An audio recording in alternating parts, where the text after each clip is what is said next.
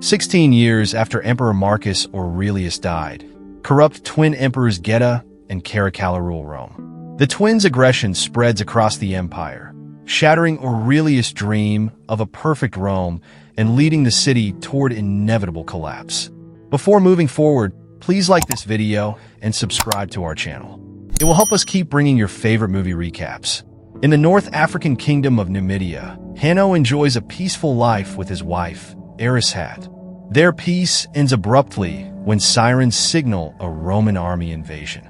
Seeing smoke rise from the city, Hanno and Arishat put on their armor and join the other citizens to hear their leader, Jugurtha, present a defense plan. Before heading to battle, Hanno and Arishat exchange rings and promise to protect each other.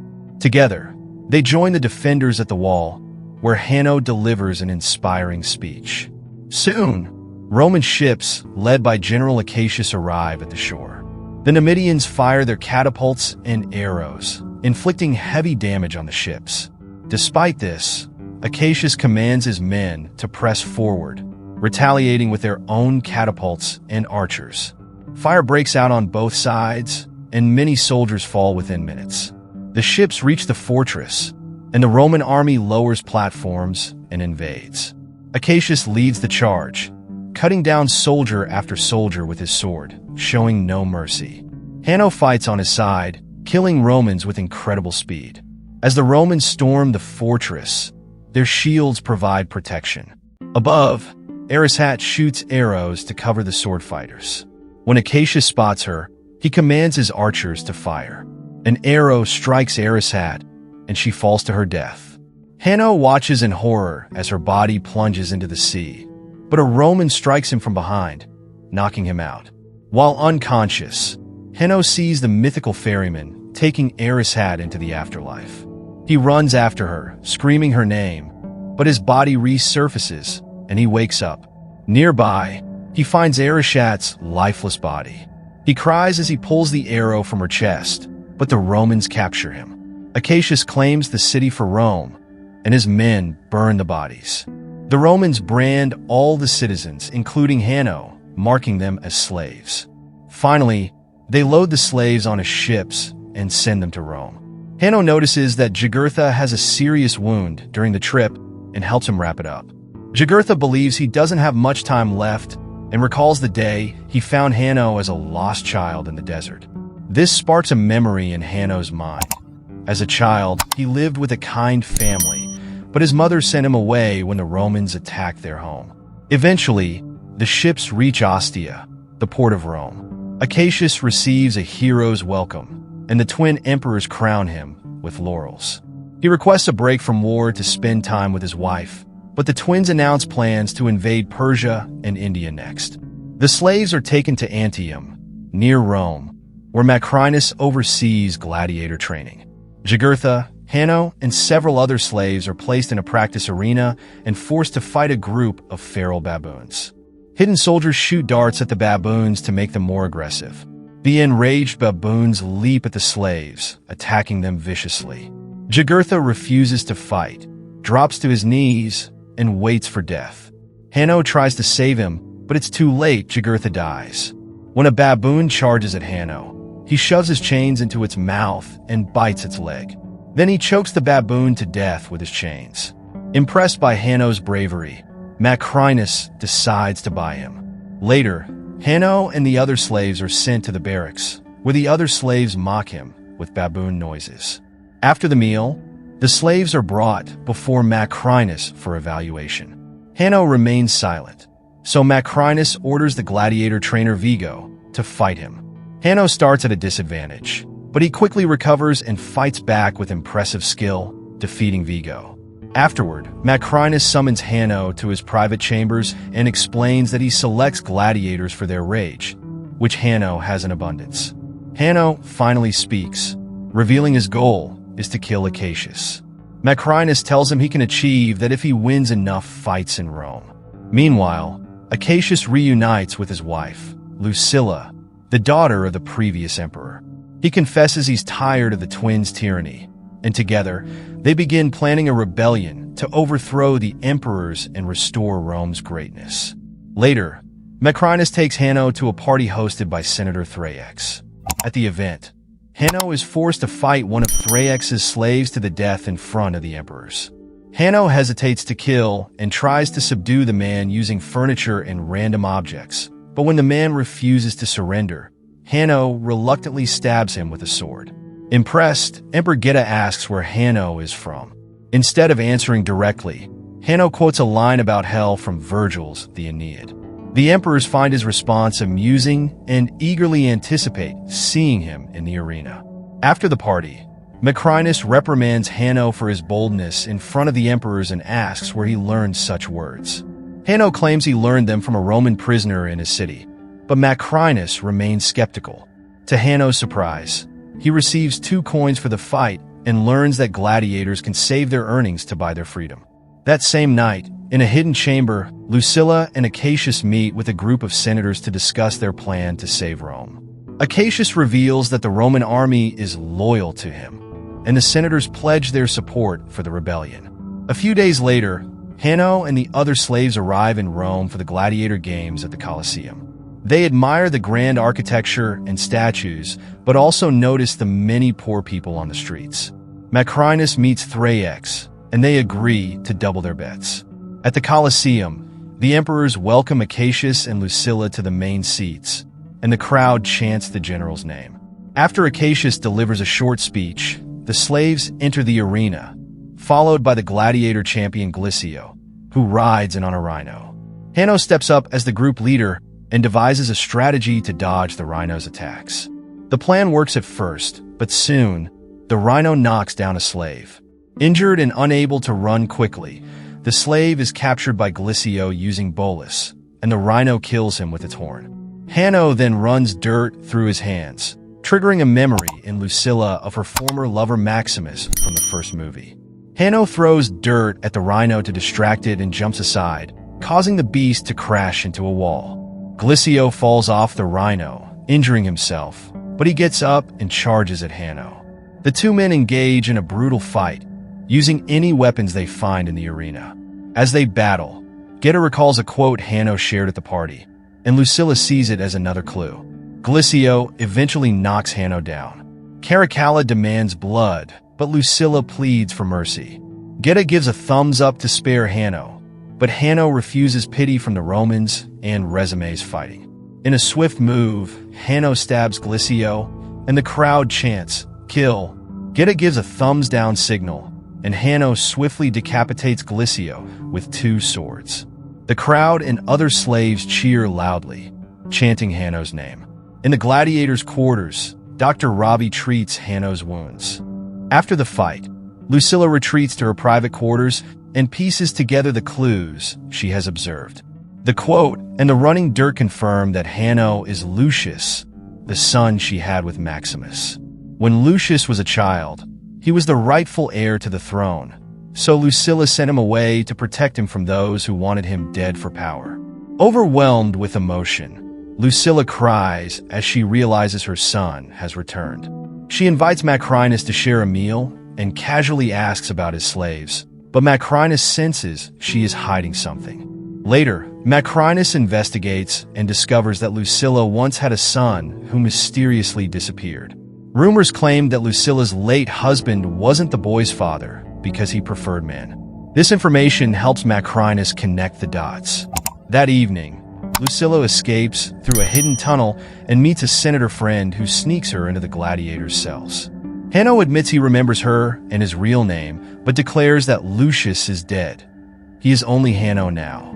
Lucilla tries to explain herself, but Hanno angrily yells at her and forces her to leave. When Lucilla returns home, she tells Acacius that her son is alive and begs for his help. A maid overhears their conversation. The next morning, Hanno trains with the other slaves, but Vigo, still resentful, dismisses the group and makes Hanno operate the rowing mechanism alone. At the end of the day, Hanno's hands are raw, so Robbie cares for them while sharing his story. Robbie is a free man who could have returned to his homeland, but he met a woman and decided to start a new life in Rome. The next gladiator fight takes place on ships.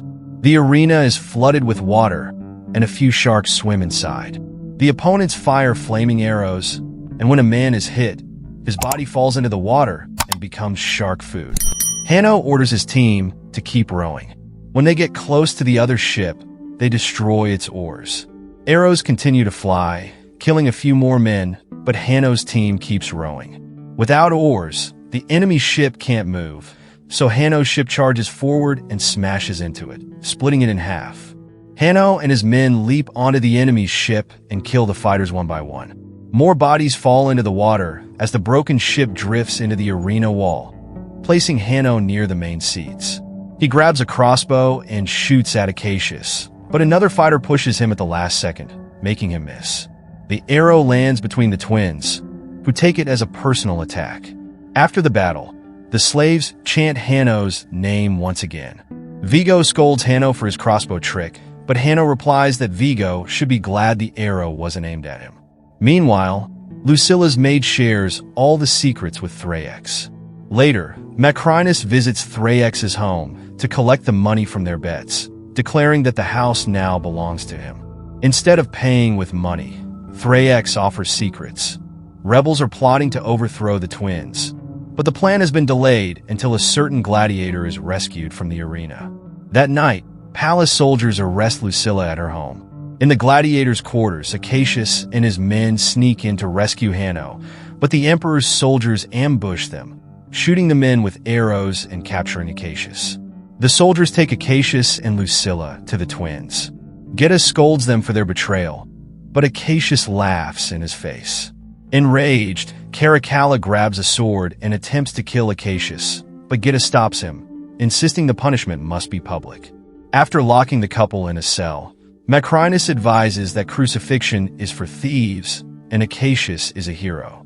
To maintain favor with the citizens, Macrinus suggests sending Acacius to the arena instead.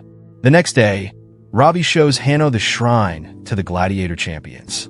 Hanno notices that Maximus' name has been scratched off, but his armor and swords remain well preserved in his grave. On the wall, Hanno reads the inscription, "What we do in this life echoes in eternity."